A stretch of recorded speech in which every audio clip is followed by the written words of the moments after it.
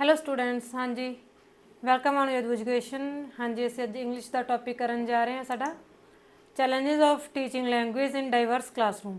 ਠੀਕ ਹੈ, ਵਿਭਿੰਨਤਾਵਾਂ ਵਾਲੇ ਕਲਾਸਰੂਮ ਦੇ ਵਿੱਚ ਕੀ ਚੈਲੰਜਸ ਹੁੰਦੇ ਨੇ ਲੈਂਗੁਏਜ ਨੂੰ ਟੀਚ ਕਰਨ ਦੇ ਸਮੇਂ। ਠੀਕ ਹੈ, ਤਾਂ ਉਹਦੇ ਨਾਲ ਰਿਲੇਟਡ ਅੱਜ ਆਪਾਂ ਜਾਣਕਾਰੀ ਹਾਸਲ ਕਰਾਂਗੇ। ਤਾਂ ਜਿਸ ਤਰ੍ਹਾਂ ਅਸੀਂ ਦੇਖਦੇ ਸਾਡਾ ਭਾਰਤ ਦੇ ਵਿੱਚ ਕੀ ਹੈਗਾ, ਇੰਡੀਆ ਦੇ ਵਿੱਚ ਬਹੁਤ ਸਾਰੀਆਂ ਲੈਂਗੁਏਜਸ ਬੋਲੀਆਂ ਜਾਂਦੀਆਂ ਨੇ। ਤਾਂ ਉਹ ਅਲੱਗ-ਅਲੱਗ ਲੈਂਗੁਏਜਸ ਵਾਲੇ ਬੱਚੇ ਜਦੋਂ ਸਕੂਲ ਦੇ ਵਿੱਚ ਆਉਂਦੇ ਨੇ ਤਾਂ ਇਹਦੇ ਨਾਲ ਬੱਚਿਆਂ ਨੂੰ ਵੀ ਪ੍ਰੋਬਲਮ ਕ੍ਰੀਏਟ ਹੁੰਦੀ ਹੈਗੀ, ਜਦੋਂ ਹੋਰ ਲੈਂਗੁਏਜ ਤੋਂ ਆਉਂਦੇ ਨੇ, ਬੈਕਗਰਾਊਂਡ ਹੋਰ ਹੁੰਦਾ ਉਹਨਾਂ ਦਾ। ਅਤੇ ਕੀ ਨਾਲ ਸਕੂਲ ਦੇ ਵਿੱਚ ਟੀਚਰਸ ਨੂੰ ਵੀ ਪ੍ਰੋਬਲਮ ਕ੍ਰੀਏਟ ਹੁੰਦੀ ਹੈ ਥੋੜ੍ਹੀ ਬਹੁਤ ਇਹਦੇ ਨਾਲ। ਦੇਖਦੇ ਹਾਂ ਕੀ ਹੁੰਦਾ ਹੈ ਇਹਦੇ ਵਿੱਚ। Challenge of teaching language in diverse classroom. India is a land of diverse languages and majority of Indians use a number of different languages. Okay, ਕਹਿੰਦੇ ਇੰਡੀਆ ਜਿਹੜੀ ਉਹ ਵਿਭਿੰਨ ਭਾਸ਼ਾਵਾਂ ਵਾਲਾ ਦੇਸ਼ ਹੈਗਾ ਹੈ ਨਾ। ਅਲੱਗ-ਅਲੱਗ ਤਰ੍ਹਾਂ ਦੀਆਂ ਇੱਥੇ ਲੈਂਗੁਏਜਸ ਬੋਲੀਆਂ ਜਾਂਦੀਆਂ ਨੇ। ਜਿਸ ਤਰ੍ਹਾਂ ਆਪਾਂ ਕੀਤਾ ਸੀ ਕਿ ਸਾਡੇ ਇੰਡੀਆ ਦੇ ਵਿੱਚ ਅਪਰੋਕਸੀਮੇਟਲੀ 1600 ਦੇ ਲਗਭਗ ਸਾਡੇ ਜਿਹੜੀਆਂ ਹੈਗੀਆਂ ਨੇ ਉਹ ਭਾਸ਼ਾਵਾਂ ਬੋਲੀਆਂ ਜਾਂਦੀਆਂ ਨੇ। ਤਾਂ ਜਿਹੜੇ ਮੈਜੋਰਟੀ ਹੁੰਦੀ ਹੈਗੀ ਇੰਡੀਅਨਸ ਦੀ ਅਲੱਗ-ਅਲੱਗ ਤਰ੍ਹਾਂ ਦੇ ਉਹ ਲੈਂਗੁਏਜਸ ਨੂੰ ਬੋਲਦੇ ਨੇਗੇ। Classroom is always a challenge for teachers. ਤਾਂ ਕਲਾਸਰੂਮ ਹੁੰਦਾ ਕਹਿੰਦੇ ਟੀਚਰ ਦੇ ਲਈ ਹਮੇਸ਼ਾ ਕੀ ਹੁੰਦਾ, ਇੱਕ ਚੈਲੰਜ ਦਾ ਰੂਪ ਬਣਿਆ ਰਹਿੰਦਾ ਗਾ। ਕਿਉਂਕਿ ਜਦੋਂ ਅਲੱਗ-ਅਲੱਗ ਬੈਕਗਰਾਊਂਡ ਤੋਂ ਬੱਚੇ ਆਉਂਦੇ ਨੇ, ਕਿਸੇ ਦੀ ਹਿੰਦੀ ਲੈਂਗੁਏਜ ਆ, ਕਿਸੇ ਇੰਗਲਿਸ਼ ਲੈਂਗੁਏਜ ਆ, ਕਿਸੇ ਦੀ ਪੰਜਾਬੀ ਆ, ਕਿਸੇ ਦੀ ਮਰਾਠੀ ਹੈ, ਤਾਂ ਅਲੱਗ-ਅਲੱਗ ਤਰ੍ਹਾਂ ਦੀਆਂ ਲੈਂਗੁਏਜਸ ਬੱਚੇ ਬੋਲਦੇ ਨੇ। Teacher should be well prepared to face all challenges they will meet in their works. ਠੀਕ ਹੈ, ਤਾਂ ਕਹਿੰਦੇ ਜਿਹੜੇ ਟੀਚਰ ਨੂੰ ਕੀ ਇੱਕ ਚੰਗੀ ਤਰ੍ਹਾਂ ਨਾਲ ਪ੍ਰੀਪੇਅਰ ਹੋਣਾ ਚਾਹੀਦਾ ਗਾ। ਜਿਹੜੇ ਚੈਲੰਜ ਉਹਦੇ ਰਸਤੇ ਦੇ ਵਿੱਚ ਆਉਂਦੇ ਨੇ ਲੈਂਗੁਏਜ ਦੇ ਸੰਬੰਧ ਵਿੱਚ ਹੈ ਨਾ, ਤਾਂ ਉਹਦੇ ਪ੍ਰਤੀ ਕੀ ਹੈ ਟੀਚਰ ਨੂੰ ਇੱਕ ਤਰ੍ਹਾਂ ਨਾਲ ਪ੍ਰੀਪੇਅਰ ਹੋਣਾ ਚਾਹੀਦਾ ਗਾ। ਦੇਖੋ ਇਹਦੇ ਵਿੱਚ ਕਿਹੜੇ ਚੈਲੰਜਸ ਨੇ, ਮੇਜਰ ਚੈਲੰਜਸ ਕਿਹੜੇ ਮੇਨ ਇਹਦੇ ਵਿੱਚ ਚੈਲੰਜ ਆ ਜਾਂਦੇ ਨੇ ਇੰਗਲਿਸ਼ ਨੂੰ ਟੀਚ ਕਰਨ ਦੇ ਸਮੇਂ। ਠੀਕ ਹੈ, ਫਸਟ ਦੇਖਦੇ ਹਾਂ ਜੀ ਅਸੀਂ over crowded classrooms. Over crowded classrooms ਹੁੰਦੀਆਂ ਨੇ ਜਦੋਂ ਹੈ ਨਾ, ਤਾਂ ਉਹਦੇ ਵਿੱਚ ਕੀ ਹੈਗਾ, ਜਦੋਂ ਬਹੁਤ ਜ਼ਿਆਦਾ ਗਿਣਤੀ ਦੇ ਵਿੱਚ ਬੱਚੇ ਬੈਠੇ ਨੇ ਕਲਾਸਰੂਮ ਦੇ ਵਿੱਚ ਹੈ ਨਾ, ਤਾਂ ਉਹਦੇ ਵਿੱਚ ਟੀਚਰ ਨੂੰ ਪੜ੍ਹਾਉਣ ਦੇ ਵਿੱਚ ਵੀ ਦਿੱਕਤ ਆਊਗੀ ਅਤੇ ਬੱਚਿਆਂ ਨੂੰ ਸਮਝਣ ਦੇ ਵਿੱਚ ਵੀ ਦਿੱਕਤ ਆਵੇਗੀ ਇਹਦੇ ਨਾਲ। ਕਹਿੰਦੇ generally reduce the teacher's ability to teach English effectively and pay personalised attention to the learners. ਜਿਹੜੀ ਓਵਰ ਕਰਾਊਡਡ ਕਲਾਸ ਹੁੰਦੀ ਹੈ ਉਹ ਕੀ ਕਰਦੀ, ਕਿਸ ਚੀਜ਼ ਨੂੰ ਰਿਡਿਊਸ ਕਰਦੀ ਹੈ, ਇੱਕ ਟੀਚਰ ਦੀ ਐਬਿਲਿਟੀ ਜਿਹੜੀ ਯੋਗਤਾ ਹੈਗੀ ਉਹਨੂੰ ਇਫੈਕਟਿਵਲੀ ਟੀਚ ਕਰਨੀ ਹੈ ਇੰਗਲਿਸ਼। ਜਿਹੜੀ ਉਹਨੇ ਬੜੀ ਪ੍ਰਭਾਵਸ਼ਾਲੀ ਤਰੀਕੇ ਨਾਲ ਜਦੋਂ ਇੰਗਲਿਸ਼ ਟੀਚ ਕਰਨੀ ਤਾਂ ਸਬਜੈਕਟ ਪੜ੍ਹਾਉਣਾ ਆਪਦਾ, ਬਟ ਉਸ ਚੀਜ਼ ਨੂੰ ਕੀ ਕਰ ਦਿੰਦਾ ਹੈਗਾ ਜਦੋਂ ਓਵਰ ਕਰਾਊਡਡ ਕਲਾਸਰੂਮ ਹੁੰਦਾ ਜਿਹੜਾ ਉਹਨੂੰ ਰਿਡਿਊਸ ਕਰਦਾ ਹੈਗਾ, ਘਟਾਉਂਦਾ ਹੈਗਾ ਉਸ ਇਫੈਕਟਿਵਨੈਸ ਨੂੰ। And pay personalised attention to the learners. ਅਤੇ ਟੀਚਰ ਹੈ ਜਿਹੜਾ ਉਸ ਚੀਜ਼ ਮਤਲਬ ਲਰਨਰਸ ਨੇ ਜਿਹੜੇ ਉਹਨਾਂ ਦੇ ਉੱਪਰ ਪਰਸਨਲਾਈਜ਼ ਵਿਅਕਤੀਗਤ ਤੌਰ 'ਤੇ ਧਿਆਨ ਜਿਹੜਾ ਨਹੀਂ ਦੇ ਪਾਉਂਦਾ। ਜਦੋਂ ਕਲਾਸ ਦੇ ਵਿੱਚ ਹੁਣ ਅੱਜ ਕੱਲ੍ਹ ਤਾਂ ਦੇਖਦੇ ਆਂਗੇ 55+ ਬੱਚੇ ਬੈਠੇ ਹੁੰਦੇ ਨੇ, 60 ਤੱਕ ਵੀ ਬੱਚੇ ਕਲਾਸਰੂਮ ਦੇ ਵਿੱਚ ਹੁੰਦੇ ਨੇਗੇ। ਆਪਾਂ ਦੇਖਦੇ ਆਂਗੇ ਗਵਰਨਮੈਂਟ ਸਕੂਲਸ ਦੇ ਵਿੱਚ ਲਗਾ ਕੇ ਜਾਂ ਪ੍ਰਾਈਵੇਟ ਦੇ ਵਿੱਚ ਵੀ ਅੱਜ ਕੱਲ੍ਹ ਤਾਂ ਇਹੀ ਹਾਲ ਹੋ ਰਿਹਾ। ਬਟ ਉਹਦੇ ਵਿੱਚ ਕੀ ਹੈਗਾ, ਟੀਚਰ ਤੋਂ ਇਕੱਲੇ ਬੱਚੇ 'ਤੇ ਧਿਆਨ ਨਹੀਂ ਦਿੱਤਾ ਜਾ ਰਿਹਾ, ਤਾਂ ਨਹੀਂ ਬੈਸਟ ਤਰੀਕੇ ਨਾਲ ਪੜ੍ਹਾਇਆ ਵੀ ਨਹੀਂ ਜਾ ਰਿਹਾ ਹੈ ਨਾ। ਤਾਂ ਰੇਸ਼ੋ ਕਿਹੜੀ ਬੈਸਟ ਰੇਸ਼ੋ ਕਿਹੜੀ ਹੈਗੀ, ਕਿਹੜੀ ਹੋਣੀ ਚਾਹੀਦੀ ਆ, 30:1। ਠੀਕ ਹੈ, 30 ਸਟੂਡੈਂਟਸ ਇੱਕ ਟੀਚਰ, ਇਹ ਵਾਲੀ ਰੇਸ਼ੋ ਹੋਣੀ ਚਾਹੀਦੀ ਹੈ। ਜਦ ਕਿ ਰੇਸ਼ੋ ਅੱਜ ਕੱਲ੍ਹ ਕਿੰਨੀ ਹੋ ਰਹੀ ਆ, 60:1 ਵੀ ਹੋ ਰਹੀ ਆ। ਤਾਂ ਇਹ ਓਵਰ ਕਰਾਊਡਡ ਕਲਾਸਰੂਮਸ ਨੇ ਇੱਕ ਤਰ੍ਹਾਂ ਨਾਲ ਉਹ ਕੀ ਹੈਗਾ ਟੀਚਰ ਦੇ ਲਈ ਬਹੁਤ ਚੈਲੰਜੇਬਲ ਹੁੰਦੇ ਨੇਗੇ। Lack of study material. ਹਾਂਜੀ, ਸਟੱਡੀ ਮਟੀਰੀਅਲ ਦੀ ਘਾਟ ਹੁੰਦੀ ਹੈਗੀ, ਕਹਿੰਦੇ ਉਸ ਚੀਜ਼ ਉਹ ਵੀ ਕੀ ਮੈਟਰ ਕਰਦੀ ਹੈ ਇਸ ਚੀਜ਼ ਦੇ ਵਿੱਚ। It is another challenge for English teaching in India. ਕਹਿੰਦੇ ਸਟੱਡੀ ਮਟੀਰੀਅਲ ਦੀ ਘਾਟ ਹੁੰਦੀ ਹੈਗੀ ਜਦੋਂ ਨਾ, ਉਹ ਵੀ ਇੱਕ ਇੰਡੀਆ ਦੇ ਵਿੱਚ ਕੀ ਹੈ ਕਿ ਚੈਲੰਜ ਬਣ ਜਾਂਦਾ ਹੈਗਾ ਬੱਚਿਆਂ ਨੂੰ ਪੜ੍ਹਾਉਣ ਦੇ ਸਮੇਂ। This generally true in remote areas and villages. ਤਾਂ ਕਹਿੰਦੇ ਕਿੱਥੇ ਸੱਚ ਹੈਗਾ ਇਹ ਗੱਲ ਜਿਹੜੀ ਹੈਗੀ ਆ, ਉਹ ਰਿਮੋਟ ਏਰੀਆਜ਼ ਜਿਹੜੇ ਦੂਰ ਦੁਰਾਡੇ ਦੇ ਏਰੀਆਜ਼ ਨੇ ਜਿੱਥੇ ਸਕੂਲ ਘੱਟ ਨੇਗੇ ਨਾ, ਉਹਦਾ ਉਹਨਾਂ ਏਰੀਆਜ਼ ਦੇ ਵਿੱਚ ਵੀ ਟੀਚਿੰਗ ਮਟੀਰੀਅਲ ਬੱਚਿਆਂ ਨੂੰ ਸਟੱਡੀ ਮਟੀਰੀਅਲ ਨਹੀਂ ਪ੍ਰੋਪਰ ਪਹੁੰਚ ਪਾਉਂਦਾ। ਜਾਂ ਵਿਲੇਜਸ ਪਿੰਡਾਂ ਦੇ ਵਿੱਚ ਜਿਹੜੇ ਸਕੂਲ ਨੇ ਉੱਥੇ ਵੀ ਸਕੂਲਾਂ ਦੇ ਵਿੱਚ ਕੀ ਹੈਗਾ ਪ੍ਰੋਪਰ ਸਟੱਡੀ ਮਟੀਰੀਅਲ ਨਹੀਂ ਹੁੰਦਾ, ਜਿਹਦੇ ਕਾਰਨ ਬੱਚਿਆਂ ਨੂੰ ਵੀ ਅਤੇ ਟੀਚਰ ਨੂੰ ਵੀ ਦਿੱਕਤ ਪੇਸ਼ ਆਉਂਦੀ ਹੈਗੀ। ਠੀਕ ਹੈ, ਨੈਕਸਟ ਹੈ ਫੋਲਟੀ ਰੀਡਿੰਗ ਹੈਬਿਟਸ।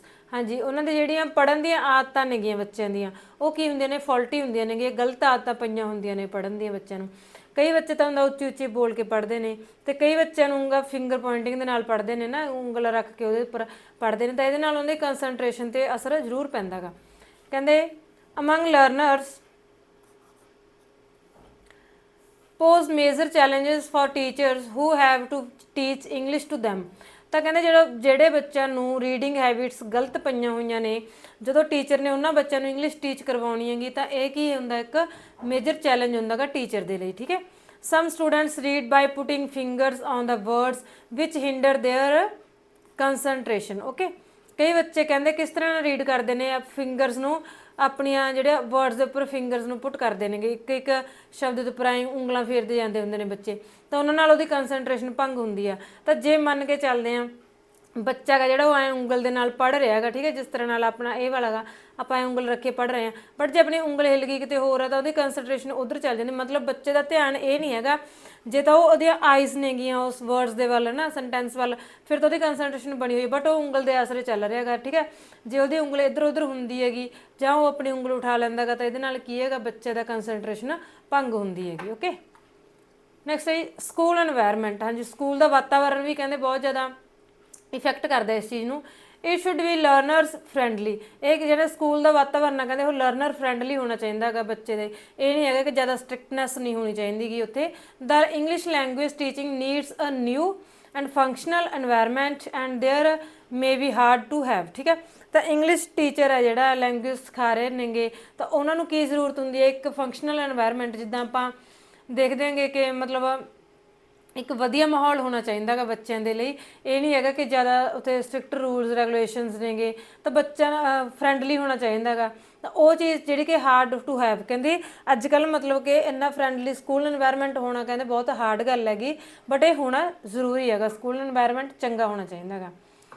ਅੱਗੇ ਆ ਲਰਨਰਸ ਐਬਿਲਿਟੀ। ਹਾਂਜੀ, ਬੱਚੇ ਦੀ ਯੋਗਤਾ ਹੁੰਦੀ ਹੈ ਜਿਹੜੀ ਸਿੱਖਣ ਵਾਲੇ ਦੀ, ਉਹ ਕਿਵੇਂ ਆ। Also affects teaching of English. Learner the ability we teaching ਨੂੰ ਕੀ ਕਰਦਾ, ਇੰਗਲਿਸ਼ ਨੂੰ ਟੀਚ ਕਰਨ ਦੇ ਵਿੱਚ ਕੀ ਹੁੰਦੀ ਹੈਗੀ, ਇੱਕ ਅਫੈਕਟ ਕਰਦੀ ਹੈ, ਪ੍ਰਭਾਵਿਤ ਕਰਦੀ ਆ। To adjust one's teaching according to diversity in learners ability is a major challenge. ਕੀ ਚੀਜ਼ ਹੈਗਾ, ਕਹਿੰਦੇ ਕਿਸੇ ਬੱਚੇ ਦੀ ਮਤਲਬ ਟੀਚਿੰਗ ਹੋ ਰਹੀ ਹੈ ਜਦੋਂ ਹੈ ਨਾ, ਉਹ ਡਾਈਵਰਸ ਦੇ ਅਕੋਰਡਿੰਗ ਉਹਨੂੰ ਕੀ ਕਰਨਾ, ਐਡਜਸਟ ਕਰਨਾ। ਹੁਣ ਕਿਸੇ ਬੱਚੇ ਦੀ ਐਬਿਲਿਟੀ ਕਿਸ ਤਰ੍ਹਾਂ ਦੀ ਹੁੰਦੀ ਹੈ ਸਿੱਖਣ ਦੀ, ਠੀਕ ਹੈ। ਕੋਈ ਬੱਚਾ ਕਿਸ ਦਾ ਬੈਕਗਰਾਊਂਡ ਹਿੰਦੀ ਹੈ ਤਾਂ ਉਹ ਮਤਲਬ ਕਿ ਚੱਲਦੇ ਆਪਾਂ ਇੰਗਲਿਸ਼ ਨੂੰ ਤੇਜ਼ੀ ਨਾਲ ਵੀ ਅਡਾਪਟ ਕਰ ਸਕਦਾ ਹੈਗਾ, ਅਤੇ ਕੀ ਹੈਗਾ ਉਹਨੂੰ ਨਹੀਂ ਵੀ ਅਡਾਪਟ ਕਰ ਸਕਦਾ, ਹੌਲੀ ਹੌਲੀ ਮਤਲਬ ਜਿਹੜੇ ਹੁੰਦੇ ਨੇ ਸਲੋ ਲਰਨਰ ਵੀ ਹੋ ਸਕਦਾ। ਤਾਂ ਬੱਚੇ ਦੀ ਐਬਿਲਿਟੀ ਹੁੰਦੀ ਹੈਗੀ ਜਿਹੜੀ ਇੱਕ ਮੇਜਰ ਚੈਲੰਜ ਬਣਦੀ ਹੈ ਇੰਗਲਿਸ਼ ਨੂੰ ਸਿਖਾਉਣ ਦੇ ਵਿੱਚ। ਸਮ ਚਿਲਡਰਨ ਸਫਰ ਫਰੋਮ ਕਰੋਨਿਕ ਇਲਸ। ਕਈ ਬੱਚੇ ਹੁੰਦੇ ਨੇ ਜਿਹੜੇ ਲਗਾਤਾਰ ਜਿਹੜੀ ਉਹਨਾਂ ਨੂੰ ਇਲਨੈਸ ਆ ਰਹੀ ਹੁੰਦੀ ਹੈਗੀ, ਤਾਂ ਉਹਦੇ ਤੋਂ ਕੀ ਹੁੰਦਾ ਕਿ ਬੱਚੇ ਸਫਰ ਕਰ ਰਹੇ ਹੁੰਦੇ ਨੇਗੇ। ਕਈਆਂ ਨੂੰ ਡਿਸੇਬਿਲਟੀਜ਼ ਹੁੰਦੀਆਂ ਨੇ, ਜਿਹੜੇ ਆਪਾਂ ਦੇਖਿਆ ਜਿੱਦਾਂ ਕਿਸੇ ਨੂੰ ਵਿਜ਼ੂਅਲ ਡਿਸੇਬਿਲਟੀ ਹੋ ਗਈ, ਕਿਸੇ ਨੂੰ ਹੀਅਰਿੰਗ ਇੰਪੇਅਰਮੈਂਟ ਹੋ ਗਈ, ਕਿਸੇ ਨੂੰ ਵਿਜ਼ੂਅਲ ਮਤਲਬ ਹੈ ਨਾ ਦੇਖਣ ਸੰਬੰਧੀ ਹੈਗੀ, ਕਿਸੇ ਨੂੰ ਹੀਅਰਿੰਗ ਮਤਲਬ ਸੁਣਨ ਸੰਬੰਧੀ ਦਿੱਕਤ ਆ ਜਾਂਦੀ ਹੈਗੀ, ਠੀਕ ਹੈ। ਕੋਈ ਆਟਿਜ਼ਮ ਦੇ ਸ਼ਿਕਾਰ ਹੁੰਦੇ ਨੇ ਬੱਚੇ, ਇਸ ਤਰ੍ਹਾਂ ਨਾਲ ਉਹਨਾਂ ਦੇ ਵਿੱਚ ਕੀ ਹੈਗਾ ਡਿਸੇਬਿਲਟੀਜ਼ ਹੁੰਦੀਆਂ ਨੇ। ਕਿਸੇ ਨੂੰ ਡਿਸਲੈਕਸੀਆ ਹੋ ਗਿਆ, ਕਿਸੇ ਨੂੰ ਡਿਸਪ੍ਰੈਕਸੀਆ ਹੋ ਗਿਆ, ਤਾਂ ਕਈ ਸਮ ਆਰ ਹੈਂਡੀਕੈਪਡ, ਤੇ ਕਈ ਬੱਚੇ ਹੁੰਦੇ ਨੇ ਫਿਜ਼ੀਕਲੀ ਹੈਂਡੀਕੈਪਡ ਹੁੰਦੇ ਨੇ। ਤਾਂ ਬੱਚੇ ਦੀ ਜਿਹੜੀ ਐਬਿਲਿਟੀ ਹੈਗੀ ਉਹ ਵੀ ਇੱਕ ਚੈਲੰਜ ਬਣ ਜਾਂਦੀ ਆ। ਜਿਹੜੇ ਬੱਚੇ ਮੈਂਟਲੀ ਇਲ ਨੇ ਜਾਂ ਫਿਜ਼ੀਕਲੀ ਇਲ ਨੇ ਜਾਂ ਇਮੋਸ਼ਨਲੀ ਵੀਕ ਹੁੰਦੇ ਨੇ, ਜਿਹੜੇ ਬੱਚੇ, ਕਈ ਬੱਚੇ ਡਿਸੇਬਿਲਟੀਜ਼ ਵਾਲੇ ਹੁੰਦੇ ਨੇ, ਠੀਕ ਹੈ। ਤਾਂ ਇਹਨਾਂ ਬੱਚਿਆਂ ਨੂੰ ਸਿਖਾਉਣ ਦੇ ਵਿੱਚ ਟੀਚਰ ਨੂੰ ਜਿਹੜੀ ਹੈਗੀ ਆ ਉਹ ਦਿੱਕਤ ਜ਼ਰੂਰ ਪੇਸ਼ ਆਉਂਦੀ ਹੈ। ਨੈਕਸਟ ਹੈ ਜੀ ਐਗਜ਼ਾਮ ਓਰੀਐਂਟਡ। ਹਾਂਜੀ, ਜਿਹੜਾ ਸਾਡਾ ਮਤਲਬ ਐਗਜ਼ਾਮ ਓਰੀਐਂਟਡ ਹੁੰਦਾ ਗਾ ਕਰੀਕੁਲਮ ਨਾ, ਉਸ ਚੀਜ਼ ਨੂੰ ਲੈ ਕੇ ਵੀ ਦਿੱਕਤ ਪੇਸ਼ ਆਉਂਦੀ ਹੈ। The English language learning syllabus is created wholly from the examination point of view, ਠੀਕ ਹੈ। ਤਾਂ ਕਹਿੰਦੇ ਕੀ ਹੈਗਾ ਇੰਗਲਿਸ਼ ਲੈਂਗੁਏਜ ਦਾ ਕੀ ਹੁੰਦਾ ਗਾ, ਕਹਿੰਦੇ ਸਿਲੇਬਸ ਹੁੰਦਾ ਗਾ ਜਿਹੜਾ ਸਾਡਾ, ਤਾਂ ਉਹ ਪੂਰੀ ਤਰ੍ਹਾਂ ਨਾਲ ਹੀ ਕਿਸ ਪੁਆਇੰਟ ਆਫ ਵਿਊ ਤੋਂ ਲਿਆ ਜਾਂਦਾ ਗਾ, ਤਿਆਰ ਕੀਤਾ ਜਾਂਦਾ ਗਾ ਉਹ ਐਗਜ਼ਾਮੀਨੇਸ਼ਨ ਤੋਂ, ਠੀਕ ਹੈ। ਵੀ ਮਤਲਬ ਐਗਜ਼ਾਮ ਓਰੀਐਂਟਡ ਹੁੰਦਾ ਜਿਹੜਾ ਸਾਡਾ ਸਿਲੇਬਸ। ਇਹ ਨਹੀਂ ਹੈਗਾ ਕਿ ਅਸੀਂ ਉਹਨੂੰ ਲਾਈਫ ਟਾਈਮ ਇੰਗਲਿਸ਼ ਯੂਜ਼ ਕਰਨ ਦੇ ਯੋਗ ਬਣਾਈਏ, ਬਟ ਇਹ ਹੁੰਦਾ ਕਿ ਐਗਜ਼ਾਮ ਕਲੀਅਰ ਕਰਨ ਦੇ ਹੀ ਬੱਚੇ ਨੂੰ ਯੋਗ ਬਣਾਉਣਾ ਗਾ, okay. As a result the content does not focus on raising the levels of communicative competence. ਤਾਂ ਇਸ ਚੀਜ਼ ਦਾ ਕੀ ਰਿਜ਼ਲਟ ਨਿਕਲਦਾ ਕਿ ਬੱਚੇ ਦਾ ਫੋਕਸ ਵੀ ਸਿਰਫ ਤੇ ਸਿਰਫ ਸਟੱਡੀ ਤੇ ਹੁੰਦਾ ਗਾ ਕਿ ਉਹਨੇ ਐਗਜ਼ਾਮ ਕਲੀਅਰ ਕਰਨਾ ਗਾ, ਠੀਕ ਹੈ। ਤਾਂ ਟੀਚਰ ਨੂੰ ਵੀ ਇਹੀ ਹੁੰਦਾ ਕਿ ਉਹਨਾਂ ਦਾ ਜਿਹੜਾ ਸਿਲੇਬਸ ਆ ਉਹ ਕੰਪਲੀਟ ਕਰਵਾਇਆ ਜਾਵੇ ਐਗਜ਼ਾਮ ਆਉਣ ਤੱਕ। ਤਾਂ ਦੋਵਾਂ ਦਾ ਫੋਕਸ ਕਿਸ ਚੀਜ਼ ਤੇ ਹੈਗਾ, ਐਗਜ਼ਾਮਸ ਤੇ ਹੈ, ਜਸਟ ਪੇਪਰਾਂ ਨੂੰ ਕਲੀਅਰ ਕਰਨ ਤੇ ਹੈਗਾ, ਓਕੇ। ਤਾਂ ਇਸ ਦਾ ਸਿੱਟਾ ਕੀ ਨਿਕਲਦਾ ਗਾ ਕਿ ਜਿਹੜਾ ਕੰਟੈਂਟ ਅਸੀਂ ਬੱਚੇ ਨੂੰ ਸਿਖਾ ਰਹੇ ਹਾਂਗੇ ਤਾਂ ਉਸ ਚੀਜ਼ ਤੇ ਫੋਕਸ ਨਹੀਂ ਕਰ ਰਹੇ ਹੁੰਦੇ ਕਿ ਬੱਚੇ ਦਾ ਲੈਵਲ ਅਸੀਂ ਰੇਜ਼ ਕਰਨਾ ਗਾ, ਲੈਵਲ ਉੱਪਰ ਲੈ ਕੇ ਜਾਣਾ ਗਾ। ਕਿਸ ਚੀਜ਼ ਦਾ ਲੈਵਲ, ਉਹਨਾਂ ਦਾ ਜਿਹੜਾ ਕਮਿਊਨੀਕੇਟਿਵ ਯੋਗਤਾ ਹੁੰਦੀ ਹੈਗੀ, ਠੀਕ ਹੈ। ਉਹਨਾਂ ਦੀ ਇੱਕ ਦੂਜੇ ਨਾਲ ਕਨਵਰਜੇਸ਼ਨ ਦੀ ਜਿਹੜੀ ਸਕਿੱਲ ਹੁੰਦੀ ਹੈਗੀ ਉਸ ਨੂੰ ਇੰਪਰੂਵ ਕਰਨ ਤੇ ਕੋਈ ਧਿਆਨ ਨਹੀਂ ਦਿੱਤਾ ਜਾਂਦਾ। ਜਸਟ ਕੀ ਇਹ ਚੀਜ਼ ਤੇ ਐਗਜ਼ਾਮਸ ਨੂੰ ਓਰੀਐਂਟ ਕੀਤਾ ਜਾਂਦਾ ਹੈਗਾ, ਐਗਜ਼ਾਮਸ ਨੂੰ ਮੁੱਖ ਉਦੇਸ਼ ਰੱਖਿਆ ਜਾਂਦਾ ਹੈਗਾ। ਇਹ ਨਹੀਂ ਹੈਗਾ ਕਿ ਬੱਚੇ ਨੂੰ ਇੰਗਲਿਸ਼ ਬੋਲਣ ਦੇ ਯੋਗ ਬਣਾਉਣਾ, ਅਸੀਂ ਇੰਗਲਿਸ਼ ਦੇ ਵਿੱਚੋਂ ਕੱਲ੍ਹ ਨੂੰ ਸਪੀਕਿੰਗ ਕਰ ਸਕੇ, ਬੱਚਾ ਇੰਨਾ ਕੁ ਹੈਗਾ ਯੋਗ ਬਣਾ ਸਕੇ ਕਿ ਉਹ ਇੰਗਲਿਸ਼ ਦੇ ਵਿੱਚ ਕਮਿਊਨੀਕੇਸ਼ਨ ਕਰਨ ਦੇ ਯੋਗ ਹੋ ਸਕੇ। ਠੀਕ ਹੈ, ਇਸ ਚੀਜ਼ ਨੂੰ ਧਿਆਨ ਵਿੱਚ ਨਹੀਂ ਰੱਖਿਆ ਜਾਂਦਾ। ਨੈਕਸਟ ਹੈ ਜੀ ਲੈਕ ਆਫ ਪ੍ਰੈਕਟਿਸ। ਹਾਂਜੀ, ਪ੍ਰੈਕਟਿਸ ਅਭਿਆਸ ਦੀ ਕਮੀ ਹੁੰਦੀ ਹੈਗੀ। ਠੀਕ ਹੈ, some students may not practice or revise the study material or topic taught in class। ਠੀਕ ਹੈ, ਜਿਹੜਾ ਵੀ ਟੌਪਿਕ, ਜਿਹੜਾ ਵੀ ਸਟੱਡੀ ਮਟੀਰੀਅਲ ਉਹਨਾਂ ਨੂੰ ਕਲਾਸਰੂਮ ਦੇ ਵਿੱਚ ਸਿਖਾਇਆ ਜਾਂਦਾ ਗਾ, ਪੜ੍ਹਾਇਆ ਜਾਂਦਾ ਗਾ, ਠੀਕ ਹੈ, ਤਾਂ ਬੱਚੇ ਕੀ ਨੇਗੇ ਉਸ ਚੀਜ਼ ਨੂੰ, ਉਸ ਚੀਜ਼ ਦੀ ਪ੍ਰੈਕਟਿਸ ਕਰਨ ਦੇ ਵਿੱਚ, ਉਸ ਦੀ ਰਿਵੀਜ਼ਨ ਕਰਨ ਦੇ ਵਿੱਚ ਕੀ ਹੁੰਦੇ ਨੇਗੇ, ਬੱਚੇ ਜਿਹੜੇ ਪਿੱਛੇ ਰਹਿ ਜਾਂਦੇ ਨੇਗੇ। ਮਤਲਬ ਕਈ ਬੱਚੇ ਨੇ ਪ੍ਰੈਕਟਿਸ ਹੀ ਨਹੀਂ ਕਰਦੇ ਹੈਗੇ। ਜੋ ਵੀ ਅੱਜ ਉਹਨਾਂ ਨੂੰ ਟੌਪਿਕ ਪੜ੍ਹਾਤਾ ਤਾਂ ਉਹਨਾਂ ਨੇ ਘਰ ਜਾ ਕੇ ਉਸ ਚੀਜ਼ ਦੀ ਪ੍ਰੈਕਟਿਸ ਨਹੀਂ ਕਰਨੀ, ਉਸ ਦੀ ਰਿਵੀਜ਼ਨ ਨਹੀਂ ਕਰਨੀ, ਤਾਂ ਨੈਚੁਰਲੀ ਹੈ ਕਿ ਉਹ ਬੱਚਾ ਪਛੜ ਜਾਏਗਾ। ਜੇ ਉਹ ਪਛੜੇਗਾ ਤਾਂ ਕਲਾਸਰੂਮ ਦੇ ਵਿੱਚ ਟੀਚਰ ਦੇ ਲਈ ਵੀ ਇੱਕ ਚੈਲੰਜ ਕ੍ਰੀਏਟ ਕਰੇਗਾ। ਠੀਕ ਹੈ, this is a challenge for a teacher as it hinders the teaching learning process of the whole class. ਕਿਉਂਕਿ ਕਹਿੰਦੇ ਚੈਲੰਜ ਬਣ ਜਾਂਦਾ ਕਿ ਟੀਚਰ ਦੇ ਲਈ ਵੀ, ਕਿਉਂਕਿ ਜਿਹੜਾ ਟੀਚਿੰਗ ਲਰਨਿੰਗ ਪ੍ਰੋਸੈਸ ਚੱਲ ਰਿਹਾ ਹੁੰਦਾ ਗਾ ਪੂਰੀ ਕਲਾਸ ਦੇ ਲਈ ਹੀ ਇੱਕ ਹਿੰਡਰੈਂਸ ਬਣ ਜਾਂਦਾ, ਇੱਕ ਰੁਕਾਵਟ ਬਣ ਜਾਂਦਾ ਜਦੋਂ ਬੱਚੇ ਕੀ ਨੇਗੇ ਉਹ ਪ੍ਰੈਕਟਿਸ ਨਹੀਂ ਕਰਦੇ, ਰਿਵੀਜ਼ਨ ਨਹੀਂ ਕਰਦੇ। ਕਿਸ ਤਰ੍ਹਾਂ ਹੋਊਗਾ ਹੁਣ ਦੇਖੋ, ਅੱਜ ਕੀ ਮੰਨਦੇ ਆਪਾਂ ਕਿ ਅੱਜ ਇੱਕ ਸਟੋਰੀ ਟੀਚ ਕਰਵਾਈ ਹੈਗੀ ਟੀਚਰ ਨੇ, ਓਕੇ, ਤਾਂ ਕੱਲ੍ਹ ਯਾਦ ਕਰਨ ਲਈ ਦਿੱਤਾ ਸਾਨੂੰ ਕਿ ਸਟੋਰੀ ਯਾਦ ਕਰਕੇ ਆਉਣੀ ਹੈਗੀ ਅਸੀਂ, ਤਾਂ ਬੱਚੇ ਨੇ ਜਦੋਂ ਪ੍ਰੈਕਟਿਸ ਹੀ ਨਹੀਂ ਕਰਕੇ ਆਉਣਗੇ, ਉਹ ਯਾਦ ਹੀ ਨਹੀਂ ਕਰਕੇ ਆਉਣਗੇ ਉਸ ਚੀਜ਼ ਨੂੰ, ਤਾਂ ਫਿਰ ਇਹਦੇ ਨਾਲ ਕੀ ਹੋ ਜਾਂਦਾ ਗਾ, ਜਦ ਕਿ ਦੂਸਰੇ ਦਿਨ ਆ ਕੇ ਸਾਡਾ ਅਗਲਾ ਟੌਪਿਕ ਚੱਲ ਪੈਣੀ ਸੀ, ਸੈਕਿੰਡ ਸਟੋਰੀ ਮੰਨ ਕੇ ਚੱਲਦੇ ਆਪਾਂ ਚੱਲ ਪੈਣੀ ਸੀਗੀ, ਬਟ ਜਦੋਂ ਬੱਚੇ ਨੇ ਉਹੀ ਨਹੀਂ ਰਿਵੀਜ਼ਨ ਕੀਤੀ ਹੋਈ, ਉਹ ਯਾਦ ਹੀ ਨਹੀਂ ਹੈਗੀ, ਤਾਂ ਟੀਚਰ ਨੈਚੁਰਲੀ ਹੈਗਾ ਕਿ ਆਪਾਂ ਛੋਟੀ ਕਲਾਸਿਸ ਦੇ ਵਿੱਚ ਦੇਖਦੇ ਹੀ ਆਏ ਹਾਂ, ਦੁਬਾਰਾ ਤੋਂ ਉਹ ਕੰਮ ਦਿੱਤਾ ਜਾਂਦਾ ਸਾਨੂੰ ਕਿ ਰਿਪੀਟ ਕਰਕੇ ਲੈ ਕੇ ਆਉਣਾ, ਤੁਸੀਂ ਇਹ ਦੁਬਾਰਾ ਯਾਦ ਕਰਕੇ ਲਾਉਣਾ। ਹੁਣ ਜਿਹੜੇ ਬੱਚਿਆਂ ਨੇ ਉਹ ਚੰਗੀ ਤਰ੍ਹਾਂ ਨਾਲ ਯਾਦ ਕੀਤਾ ਹੋਇਆ ਸੀ ਤਾਂ ਉਹਨਾਂ ਬੱਚਿਆਂ ਨੇ ਤਾਂ ਰੁਕਾਵਟ ਹੀ ਹੈ, ਕਿਉਂਕਿ ਉਹਨਾਂ ਦਾ ਸਿਲੇਬਸ ਤਾਂ ਅੱਗੇ ਤੁਰਨਾ ਸੀ, ਬਟ ਉਹ ਬਾਕੀਆਂ ਦੇ ਤਰ੍ਹਾਂ ਉਹਨਾਂ ਨੂੰ ਵੀ ਕੀ ਹੈਗਾ ਪਿੱਛੇ ਰਹਿਣਾ ਪੈ ਰਿਹਾ ਹੈਗਾ, ਤਾਂ ਇੱਕ ਇਹ ਹਿੰਡਰੈਂਸ ਹੁੰਦੀ ਹੈਗੀ ਕਲਾਸਰੂਮ ਦੇ ਵਿੱਚ। ਨੈਕਸਟ ਹੈ ਜੀ ਪੂਅਰ ਵਿਜ਼ਨ। ਮਤਲਬ ਜਿਹੜੀ ਬੱਚਿਆਂ ਦੇ ਕਈ ਹੁੰਦਾ ਗਾ ਦ੍ਰਿਸ਼ਟੀ ਘੱਟ ਹੁੰਦੀ ਹੈ ਨਾ, ਤਾਂ ਨਜ਼ਰ ਕਮਜ਼ੋਰ ਹੁੰਦੀ ਹੈਗੀ, ਤਾਂ ਉਹ ਚੀਜ਼ ਵੀ ਕੀ ਹੈਗਾ ਇੱਕ ਤਰ੍ਹਾਂ ਨਾਲ ਪ੍ਰੋਬਲਮ ਕ੍ਰੀਏਟ ਕਰਦੀ ਹੈਗੀ। ਕਹਿੰਦੇ weak poor vision of learners is also one of the main causes of the lack of concentration. ਠੀਕ ਹੈ, ਜਿਹੜੀ ਬੱਚਿਆਂ ਦੀ ਪੂਅਰ ਵਿਜ਼ਨ ਹੁੰਦੀ ਹੈਗੀ, ਦੇਖਣ ਘੱਟ ਦਿਖਾਈ ਦਿੰਦਾ ਜਿਹੜੇ ਬੱਚਿਆਂ ਨੂੰ, ਉਹ ਵੀ ਇੱਕ ਵੱਡਾ ਕਾਰਨ ਬਣਦੇ ਨੇਗੇ, ਮੇਨ ਕਾਰਨ ਹੋ ਜਾਂਦਾ ਗਾ ਸਾਡੀ ਕਾਹਦੀ ਕੰਸਨਟ੍ਰੇਸ਼ਨ ਦੀ ਕਮੀ ਦਾ। ਤਾਂ ਬੱਚਿਆਂ ਨੂੰ ਜਦੋਂ ਦਿਖਾਈ ਨਹੀਂ ਦਿੰਦਾ ਹੈਗਾ ਜਾਂ ਬਾਰ-ਬਾਰ ਪੁੱਛ ਰਹੇ ਨੇਗੇ ਉਹ, ਜਾਂ ਉਹਨਾਂ ਨੂੰ ਕੋਈ ਬਲੈਕ ਬੋਰਡ 'ਤੇ ਟੀਚਰ ਨੇ ਲਿਖ ਦਿੱਤਾ ਗਾ ਤਾਂ ਬੱਚੇ ਨੂੰ ਉਹ ਦਿਖ ਨਹੀਂ ਰਿਹਾ ਹੈਗਾ, ਤਾਂ ਉਹਨਾਂ ਦੀ ਕੰਸਨਟ੍ਰੇਸ਼ਨ ਜਿਹੜੀ ਹੈਗੀ ਉਹ ਨਹੀਂ ਬਣੀ ਰਹੂਗੀ। ਓਕੇ, ਨੈਕਸਟ ਆ ਫਿੰਗਰ ਪੁਆਇੰਟਿੰਗ।